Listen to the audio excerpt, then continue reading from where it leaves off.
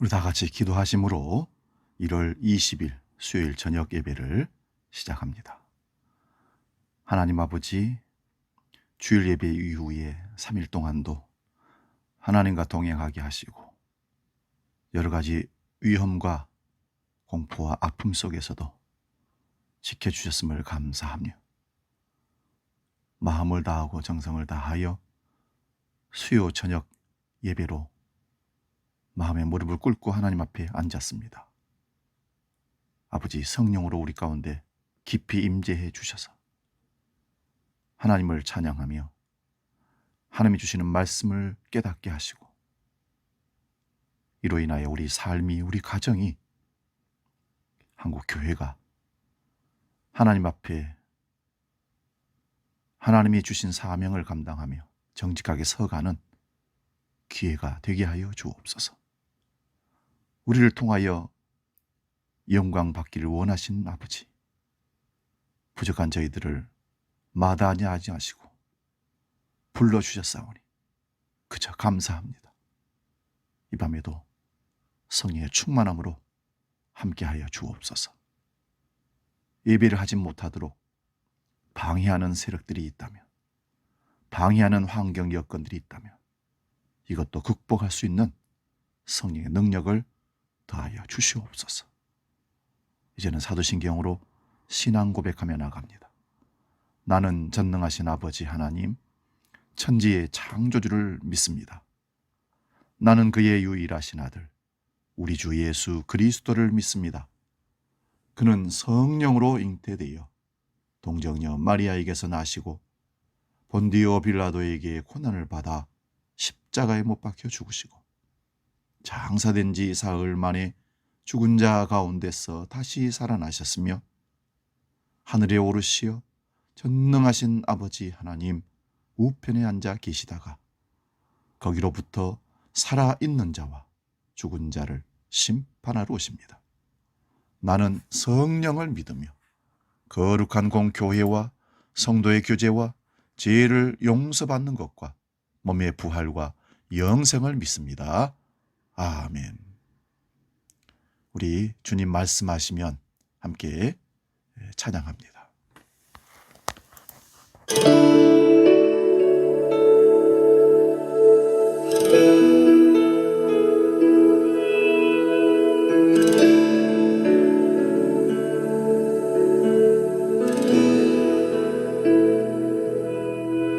주님 말씀하시면 내가 나가리다. 주님 뜻이 아니면 내가 멈춰서리다. 나의 가고 서는 것 주님 뜻에 있으니 오 주님 나를 이끄소서. 주님 말씀하시면 내가 나가리다. 주님 뜻이 아니면 내가 멈춰서리다. 나의 가고 서는 것 주님 뜻에 있으니 오 주님 나를 이끄소서. 뜻하신 그곳에 나 있기 원합니다. 이끄시는 대로 순종하며 살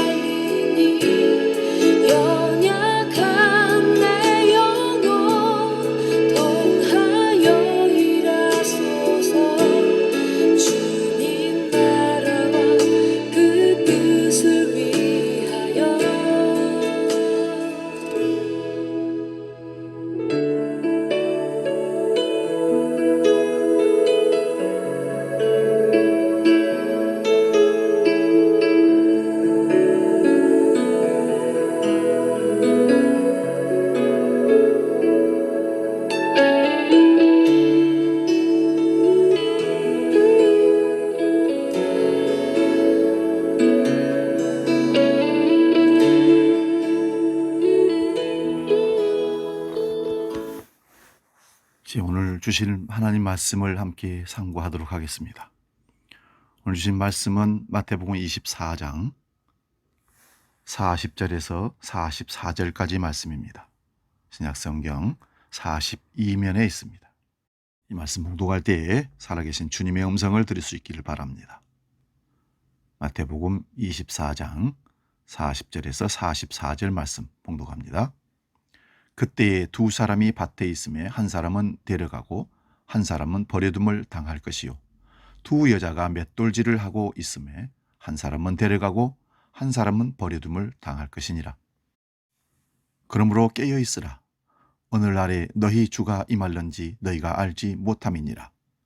너희도 아는 바니 만일 집주인이 도둑이 어느 시각에 올 줄을 알았더라면 깨어 있어 그 집을 뚫지 못하게 하였으리라. 이러므로 너희도 준비하고 있으라. 생각하지 않은 때에 인자가 오리라. 아멘. 오늘 봉독한 말씀으로 깨어 있으라. 마태복음 152번째 강의를 함께 상고합니다. 깨어 있으라. 깨어 있으라는 말은 잠에서 깨어나란 말도 되겠지만 정신 차리고 있으라 이런 뜻입니다. 긴장하라 이런 얘기입니다. 온 촉각을 다해서 뭔가를 기다려라 이런 뜻입니다. 지난주에 그날과 그때에 대하여 말씀을 드렸습니다. 그날과 그때는 아들도 모르고 천사도 모르고 아버지 하나님만 아신다고 했습니다. 그런데 그날과 그때는 분명히 있다는 것입니다. 그래서 마태복음 24장과 25장은 여러 가지 비유를 말씀하시면서 깨어 있으라고 합니다. 그런데 깨어 있으라고 하니 그날과 그때를 예측하면서 기다리라고 하는 자들이 있습니다.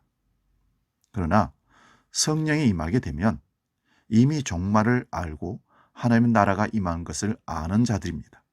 이런 사람들은 성령을 통하여 기다리는 능력도, 기다리는 지혜도, 기다리는 촉각도 갖게 되는 겁니다.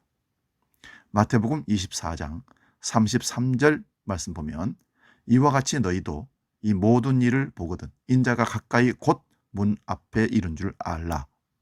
이 말씀은 무화과나무 비유를 배우라고 하신 말씀에서 이 말씀의 뜻을 지난주에 살펴보았습니다.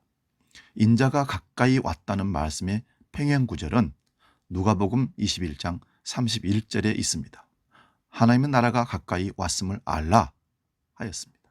그러므로 인자가 가까이 왔고 하나님 나라가 가까이 온 줄을 알라는 이 말씀의 1차적인 성취는 이루어짐은 성령의 임하심입니다. 이 말씀을 하시고 예수님의 십자가를 지시고 부활하신 후에 성령을 만민들에게 제자들에게 부어주십니다. 그래서 제자들은 육적인 이스라엘의 회복을 말한 것이 아니라 회개하고 예수님을 믿음으로 영적인 이스라엘 곧 그리스도의 신부된 교회를 말한다는 것을 알게 깨닫게 되었습니다. 에베소서 1장 17절에서 23절 말씀 제가 봉독합니다.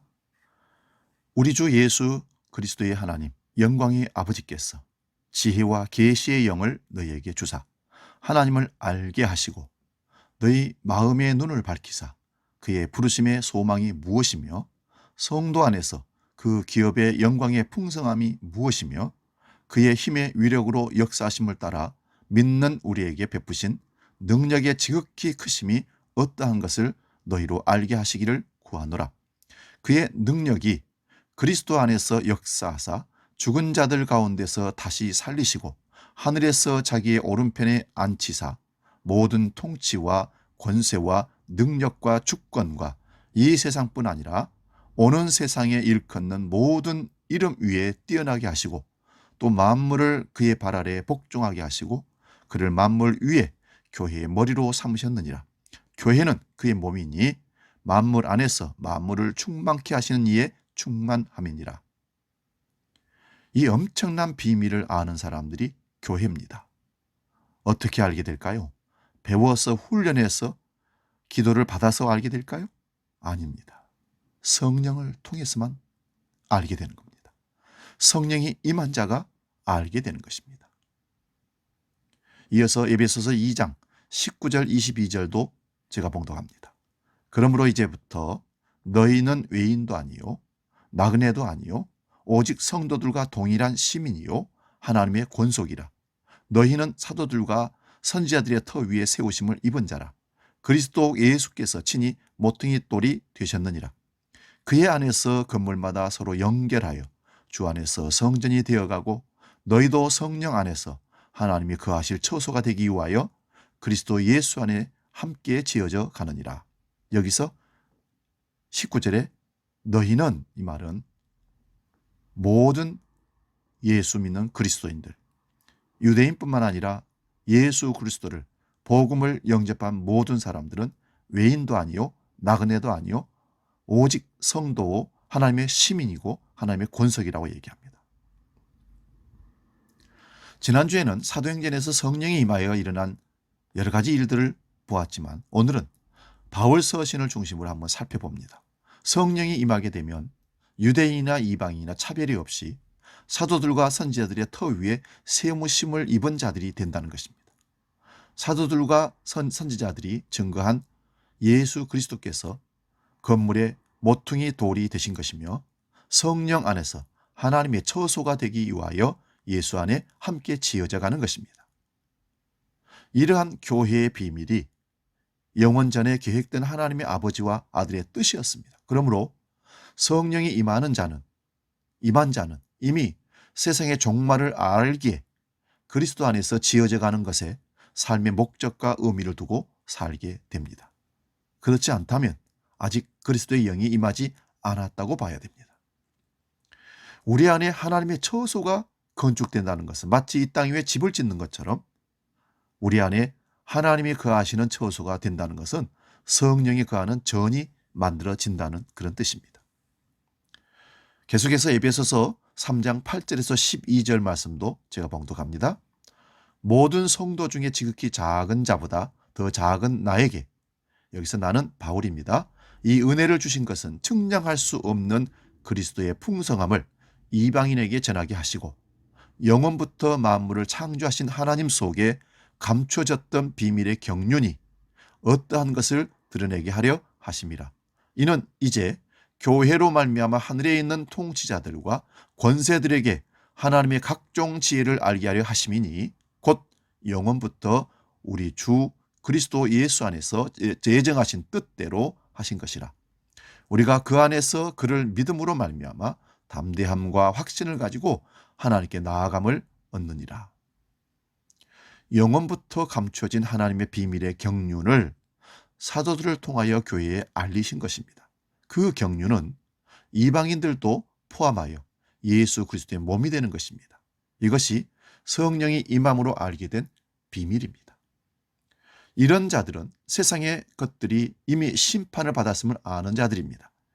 세상 것들은 불타고 없어질 영원한 것이 아닌 것을 깨닫는 자들입니다. 이것이 종말의 영이 임한 자들의 증거입니다. 그래서 세상의 투자에 세상 것에 연연하지 아니하고 그것이 있든 없든 늘 하늘 기쁨으로 하늘 소망으로 살아가는 사람들입니다. 그런데 오늘날 교회를 다닌다는 사람들이 정말로 성령이 임한 사람들이 맞는지 우리가 좀 확인해 봐야 됩니다. 그리스도의 영이 임한 사람들이 맞습니까? 성령이 임하여 예수를 믿는 사람들이라면 자기의 손으로 지은 집과 미래에 대한 계획보다 하나님의 영원한 계획과 경륜을 알기를 원할 것이며 그러한 경륜에 감사하며 그 약속을 기다리게 될 것입니다. 이제 오늘 본문 40절에서 42절 말씀을 봅니다. 그때 두 사람이 밭에 있음에 한 사람은 데려가고 한 사람은 버려둠을 당할 것이요 두 여자가 맷돌질을 하고 있음에 한 사람은 데려가고 한 사람은 버려둠을 당할 것이니라. 그러므로 깨어 있으라. 어느 날에 너희 주가 임할런지 너희가 알지 못함이니라. 여기서 그때라고 합니다. 그때란 주님이 재림하시는 날을 말씀하십니다. 이날에 남자 두 사람이 밭에 있는데 한 사람은 데려가고 한 사람은 버려둠을 당하였다고 합니다. 또 두 여자가 맷돌질을 하다가 한 사람은 데려가고 한 사람은 버려둠을 당할 것이라고 합니다. 여기서 데려가고 버려둠을 당한다는 것이 휴거가 일어나고 다른 사람은 남아서 환난을 당한다는 그런 말씀이 아니라 최종적인 분리가 일어남을 말씀하는 겁니다. 수년 전에 휴거라는 책이 대단한 인기를 얻었습니다. 여러분, 그걸 하나님 말씀으로 생각하고 그거를 붙잡고 휴거되기 위해서 노력해야 한다는 생각을 버리십시오. 다시 말씀드리면 성령이 임한 자는 종말을 대비하고 주님 오심을 느끼며 준비하는 자라는 사실입니다. 중요한 것은 성령이 임한 믿음의 사람, 우리 마음에 성령의 전이 준비되어 있는 사람, 그 사람들은 하나님이 분명히 그것과 반대의 사람들과 분리시킨다는 뜻입니다. 주님의 재림과 영원한 분리가 생각지도 못한 시간에 순식간에 일어나는 것을 말씀하는 겁니다. 이거는 휴거를 얘기하는 게 아닌 것을 꼭 기억하십시오. 그날과 그때는 아무도 알지 못하고 순식간에 일어나기에 깨어 있으라고 합니다. 그런데 깨어 있으라고 한 이 말씀을 가지고 사람들은 어떻게 하는 것이 깨어 있는 것이냐는 방법론을 찾아서 나섭니다. 어떻게 하면 깨어 있을 수 있을까? 어떻게 하면 그날을 준비하는지 수많은 사람들이 수많은 방법을 제시하고 있습니다. 세대주의적인 해석을 하는 사람들이 있습니다. 성경의 연도를 따라서 날짜를 계산하기도 합니다. 그런데 한 사람은 데려감을 당하고 한 사람을 버림을 받는 사람의 겉모습은 똑같습니다. 두 사람이 밭을 갈거나 맷돌질을 돌리고 있는 것 구별이 안 되고 똑같습니다. 한 사람은 밭을 갈고 한 사람은 성경을 보고 기도하거나 찬송한 것이 아닙니다. 한 사람은 맷돌 돌리는데 한 사람은 철야기도 하는 사람이 아닙니다. 그냥 평소대로 살아가는데 한 사람은 데려가고 한 사람은 버림을 받습니다. 이 비유의 말씀을 보면 내가 무엇을 함으로 데려가지는 것이 아니라는 것입니다. 그날과 그때는 아무도 알지 못한다고 하셨습니다. 그리고 생각지도 않았던 때에 주님이 오셔서 영원히 분리시켜버립니다. 그러므로 깨어있으라고 합니다. 준비하라고 합니다. 어떻게 준비하고 깨어있는 것입니까? 우리 창세기 5장 21절에서 24절 말씀을 잠시 봉독합니다. 에녹은 65세에 무두셀라를 낳았고 무두셀라를 낳은 후 300년을 하나님과 동행하며 자녀를 낳았으며 그는 365세를 살았더라. 에녹이 하나님과 동행하더니 하나님이 그를 데려가심으로 세상에 있지 아니하였더라. 여러분, 에녹이 65세에 무두셀라를 낳고 하나님의 계시를 받습니다. 신약성경 유다서를 보면 하나님의 심판을 에녹이 예언한 것입니다. 에녹이 받은 그 계시란 무두셀라가 죽으면 세상에 심판이 온다는 사실을 알았습니다. 그러니 늘 종말 의식을 가지고 에녹이 살았다는 것입니다. 그렇다고 기도원에 가서 기도만 하고 살았던 것이 아닙니다. 에녹은 300년을 하나님과 동행하면서 자녀들을 낳았다고 합니다. 종말이라고 아이도 낳지 않고 살았던 것이 아닙니다. 심판이 온다고 외국으로 피난 가거나 지리산으로 피난 가지 않았습니다. 일상적인 생활을 하면서 주님의 심판을 의식하며 살아가는 것이 하나님과 동행하는 것입니다. 자녀를 낳고 결혼을 시키고 먹고 살면서도 종말을 의식하며 산다는 것입니다. 유다서 14절에서 16절 말씀 한번 살핍니다. 아담의 7대손 에녹이 이 사람들에 대하여도 예언하여 이르되 보라 주께서 그 수만의 거룩한 자와 함께 임하셨나니 이는 뭇사람을 심판하사 모든 경건하지 않은 자가 경건하지 않게 행한 모든 경건하지 않은 일과 또 경건하지 않은 죄인들이 주를 거슬러 한 모든 완악한 말로 말미암아 그들을 정죄하리 하심이라 하였느니라. 이 사람들은 원망하는 자며 불만을 토하는 자며 그 정력대로 행하는 자라. 그 입으로 자랑하는 말을 하며 이익을 위하여 아첨하느니라. 이 본문 앞에는 구약의 수많은 심판의 내용을 언급하고 있습니다. 소돔과 고모라, 가인의 길, 바알람의 길을 말합니다. 그러면서 더 앞부분에는 거짓 선생들이 들어왔음을 경고합니다. 그리고 유다서 4절을 보면 이는 가만히 들어온 사람 몇 사람이 있음이라 그들은 옛적부터 이 판결을 받기로 미리 기록된 자니 경건하지 아니하여 우리 하나님의 은혜를 도리어 방탕한 것으로 바꾸고 홀로 하나이신 주제 곧 우리 주 예수 그리스도를 부인하는 자니라. 유다서 4절에 말씀하고 있습니다. 이 이단들이 누군가? 거짓 선생이 누군가? 영지주의자들이라는 것입니다. 영적인 지식을 가지면 어떻게 살아도 괜찮다고 하면서 하나님의 은혜를 방탕한 것으로 바꾸고 홀로 하나이신 주제 예수 그리스도를 부인하는 자들을 경고하면서 에녹을 유다가 말하는 것입니다. 에녹이 심판을 예언한 것처럼 무드셀라가 죽던 해가 노아 600세 곧 홍수가 일어났습니다. 자, 다시 말씀드리면 에녹이 65세에 계시를 받습니다. 그리고 무드셀라를 낳게 되는데 그 무드셀라가 죽게 되면 세상에 끝이 온다고 했던 계시라는 겁니다. 무드셀라는 969세, 세상에서 가장 오래 산 사람입니다. 그런데 무드셀라가 죽던 그 해가 노아가 600세 되던 해이고 노아 홍수가 일어났던 날입니다. 히브리서 11장 5절 6절 말씀 봅니다. 믿음으로 에녹은 죽음을 보지 않고 옮겨졌으니 하나님이 그를 옮기심으로 다시 보이지 아니하였느니라. 그는 옮겨지기 전에 하나님을 기쁘시게 하는 자라 하는 증거를 받았느니라. 믿음이 없이는 하나님을 기쁘시게 하지 못하나니 하나님께 나아가는 자는 반드시 그가 계신 것과 또한 그가 자기를 찾는 자들에게 상 주시는 이심을 믿어야 할지니라. 에녹이 믿음이 좋아서 이렇게 된 것이 아니라 그리스도의 영이 임하니 믿음이 에녹을 이끌어간 것입니다.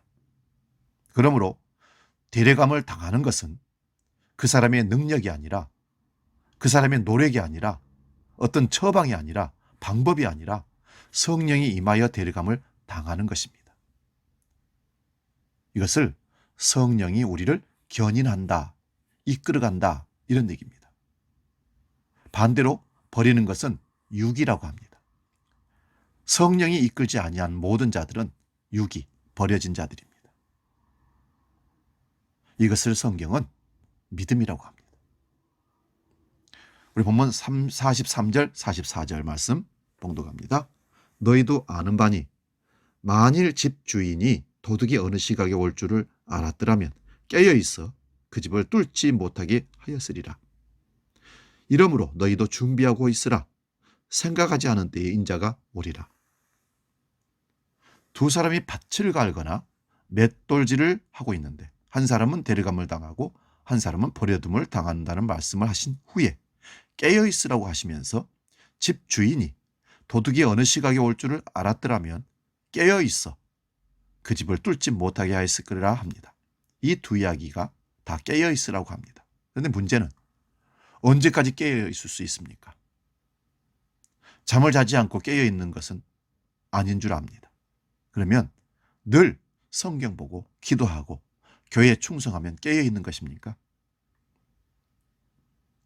다른 일 하지 않고 기도하고 교회에 앉아서 성경 보고 기도원 가서 기도하고 그러면 깨어 있는 건 맞습니까? 근데 놀랍게도 우리가 그렇게 깨어 있다고 의식하여 있는 순간에 오시는 것이 아니라 생각지 않은 때에 오신다는 겁니다. 비 오는 수요일 저녁에 주님이 오신다는 얘기를 제가 청년 때 많이 들었습니다. 왜 비 오는 수요일 저녁에 오신다고 했을까요? 사람들이 지어낸 말이지만 비가 오고 어둡고 우중충하면 교회에 오기 싫지요. 예배 안 드린다는 거지요. 빗대어서 누군가 그 말을 지어낸 것 같습니다. 비 오는 수요일 저녁에는 사람들이 교회당에 많이 모이지 않기에 그런 말을 했던 것 같아요. 우리는 언제 주님이 오시면 좋겠습니까? 기도하고 찬송 보고 말씀 보고 예배하고 있을 때 오시면 좋겠지요. 근데 술집에 있고 바람 피우고 있고 돈 번다고 혈안이 되어 있고 남 미워하고 있을 때 주님 오시면 안 된다고 생각하고 있지요.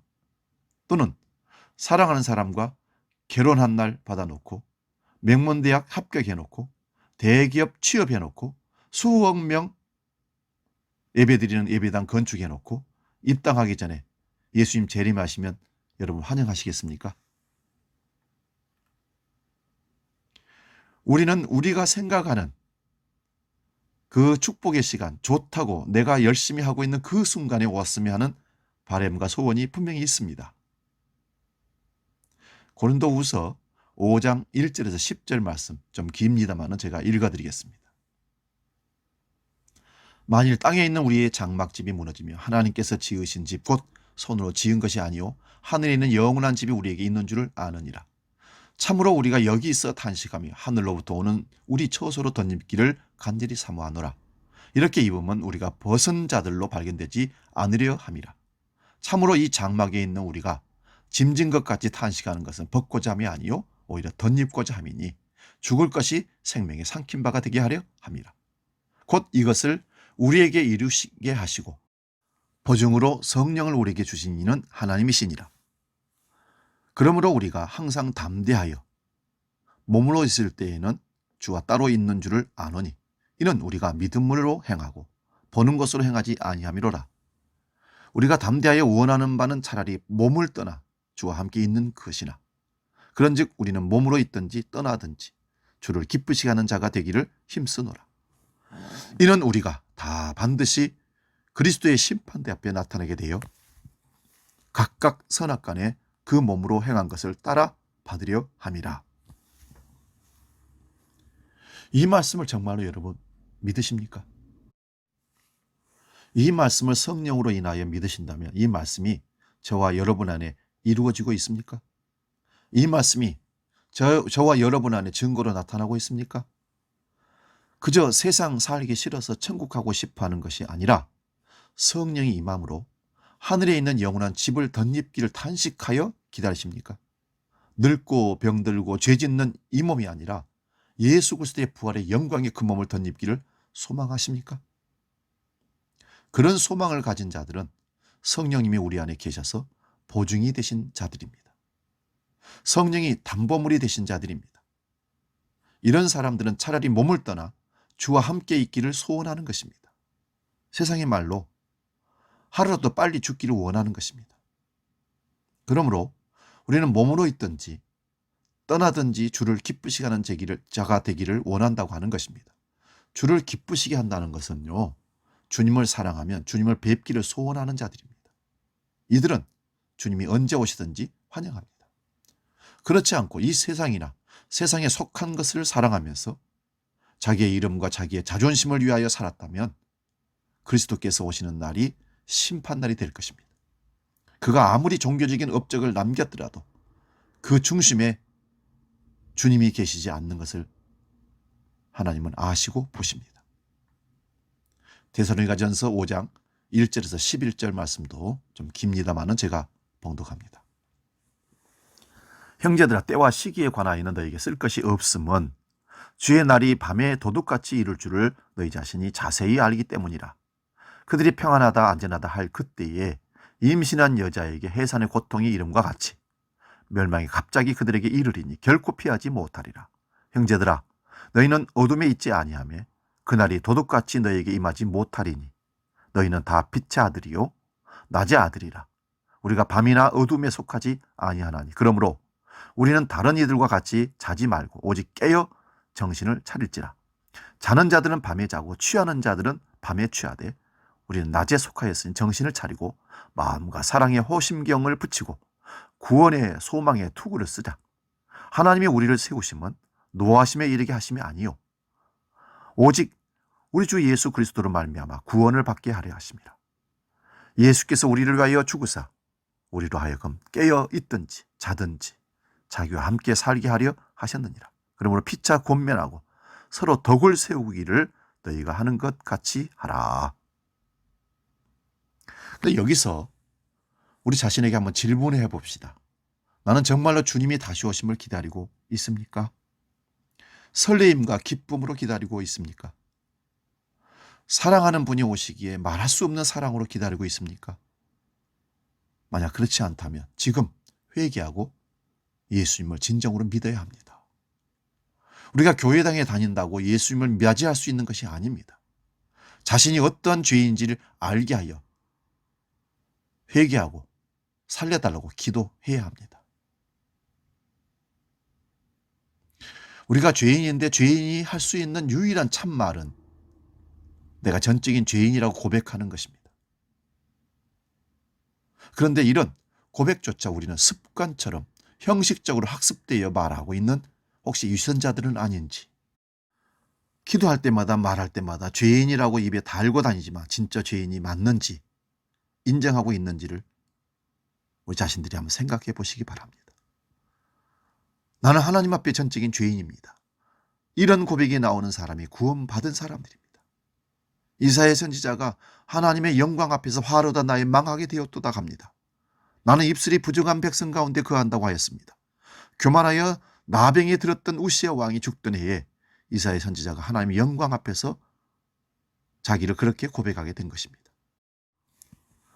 베드로는 물고기 많이 잡힌 기적 앞에 자신은 죄인이라고 주님께 자신을 떠나라고 간청했습니다. 이런 고백들은 사람으로는 스스로가 할 수 없습니다. 주의 성령이 임하게 되면 자신의 죄와 비참함을 알게 됩니다. 이런 자들은 예수님을 믿는 사람들입니다. 예수님을 믿을 뿐만 아니라 자신의 죄를 용서하신 그 십자가의 사랑을 알기에 주님을 더욱 사랑하며 기다립니다.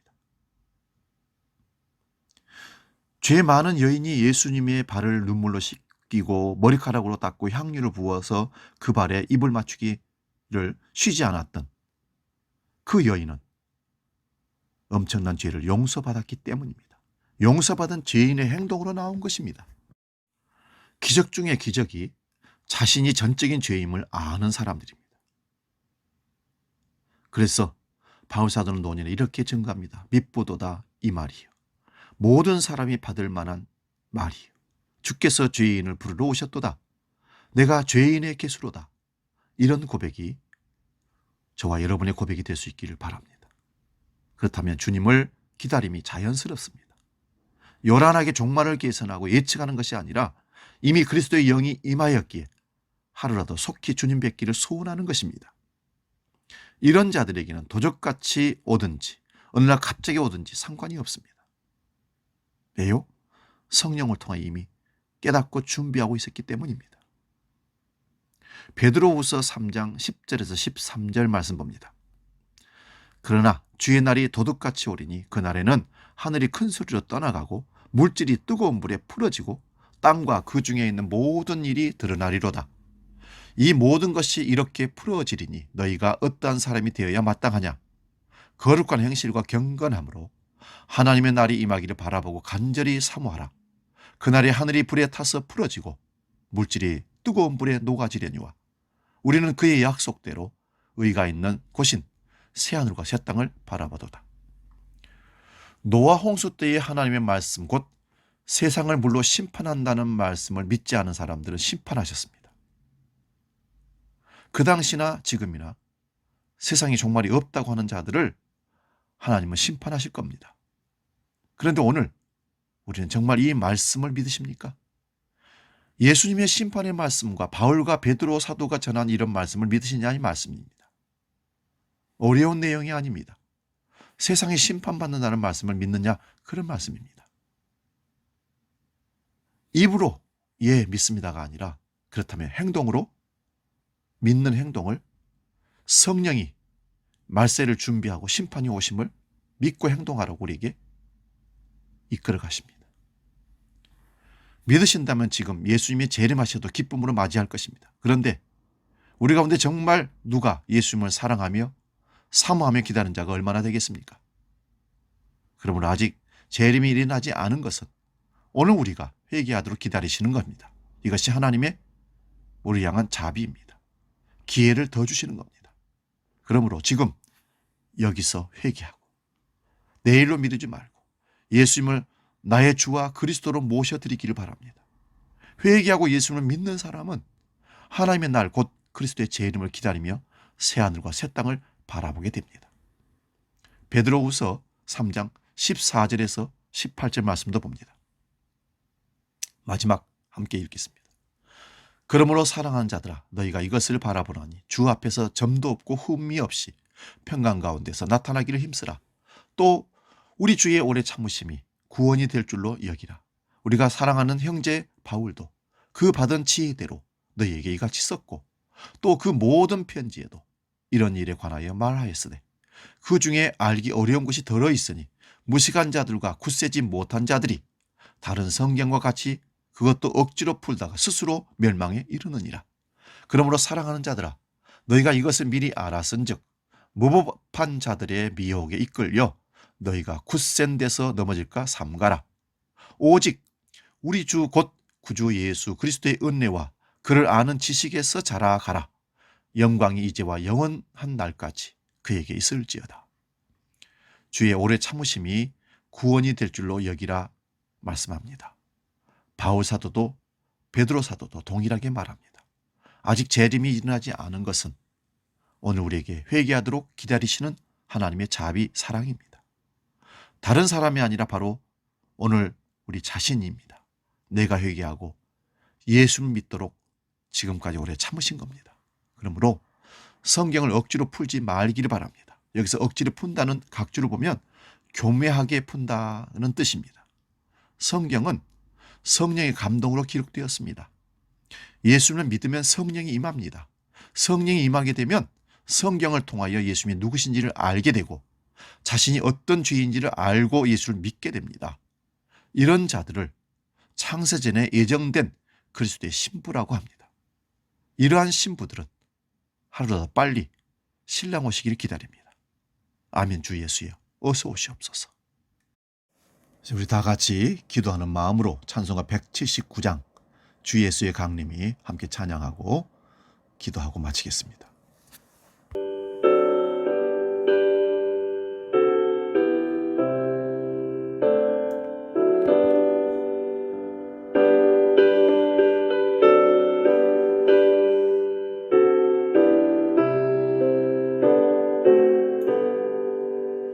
주 예수의 강림이 가까우니 저 천국을 얻을 자 에게 하라. 주 성령과 너희를 부르시고 천사도 나와서 영접하네. 주 예수님 너희를 찾으시니 왜 의심을 하면서 오지 않나. 온 세상 죄 담당한 어린 양은 죄 많은 자 불러서 구원하네.